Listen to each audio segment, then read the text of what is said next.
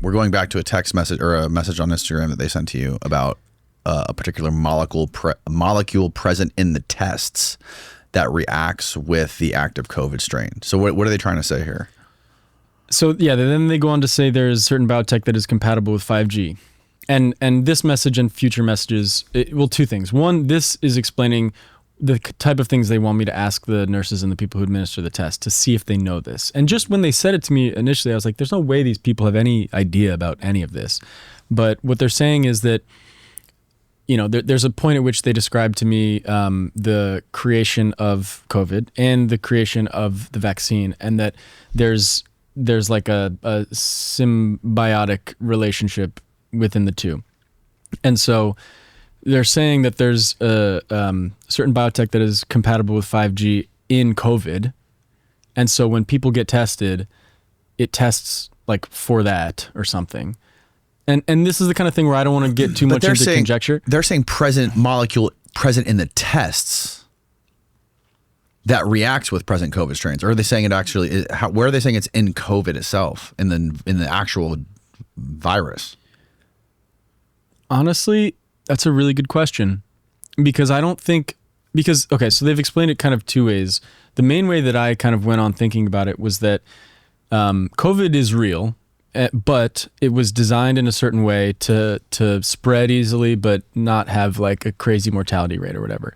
And that the only function of that was to create enough fear. They're like, people are not going to put computer technologies in their bodies unless they're afraid. And so that COVID was created to like create enough fear. The idea was that it was created in the lab in Wuhan. The gain of function research was essentially to like figure out more powerful bioweapons, right? Yeah. And they corroborate that too. And I'm like, well, how is it? And I was like, how did it come to be? And they're essentially just like, someone was injected with COVID and then sent out into the wet market. So it's like this weird mixing of truth, of mainstream and conspiracy. So they're like, it did come from a wet market, but it came not because someone ate a bat or whatever the fuck the story was. Right. It was because they shot someone up and then send them out into the wild. So that narrative is more like, okay, COVID itself isn't compatible with anything. It's just a function of creating enough fear that people won't think twice to inject themselves with a new technology that is, allegedly computer technology. But this thing here, I'm hesitant to make conjecture about what exactly they're saying here. There's a molecule present in the tests that reacts with the active COVID strain. Okay, yeah, that's not conspiracy even. That's just saying there's that's how they do the PCR tests, right? I guess. I don't know the science behind a PCR test. A molecule in the I thought the test. So I don't know exactly how the tests work. I assume they're talking about the PCR tests. Yeah. So Steve, can you go back to the Google page where it's explaining what the PCR test is? Go to the top of this. No, go back to the top of that. The PCR test. Right here. So Carey Mullis was an American biochemist and recognized for his role in the invention of the polymers chain reaction, also known as PCR technique, that he shared the 1993 Nobel Prize in chemistry with a guy named Michael Smith. So him and Michael Smith won the Nobel Prize in '93 for this PCR technique, and was also awarded the Japanese prize the same year and PCR became the central technique in biochemistry and molecular biology.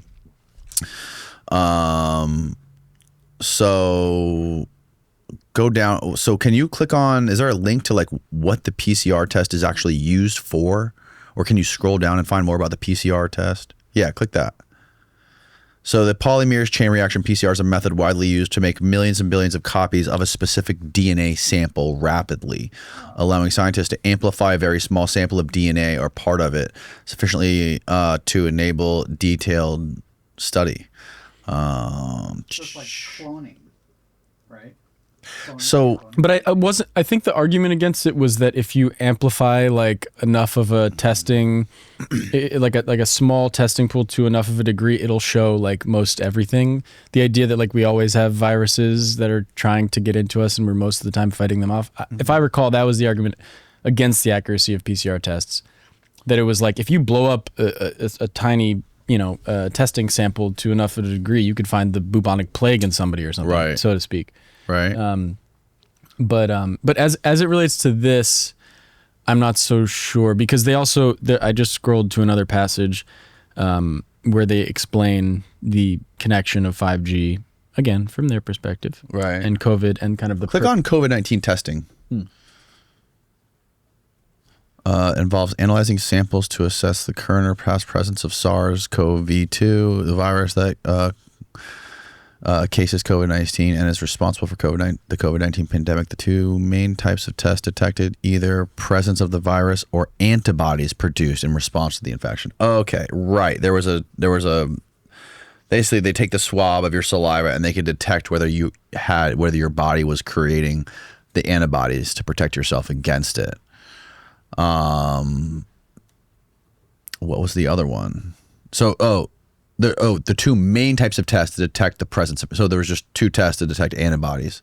Molecular tests for the viral presence through its molecular component are used to diagnose individual cases and allow the public health authorities to trace and contain the outbreak. Antibody tests, serology immunoassay, instead show whether someone had the disease. They are less useful in diagnosis of current infections because antibodies may not develop for weeks after infection, right, and is used to assess disease prevalence, which aids in the estimation of the infection fatality rates. Got it. So in this test, I'm guessing they're talking about there was a molecule. I don't understand. Like, yeah, I don't. So I pulled up another section. I don't know if we want to look at that first, because I don't know. 5G is capable of transmitting data at an incalculable pace. If there is a chemical agent within human cells, then all bodily functions can be measured seamlessly. Thoughts can be entered. It's the next phase. There had to be a reason for humans to give up their bodies to these forces.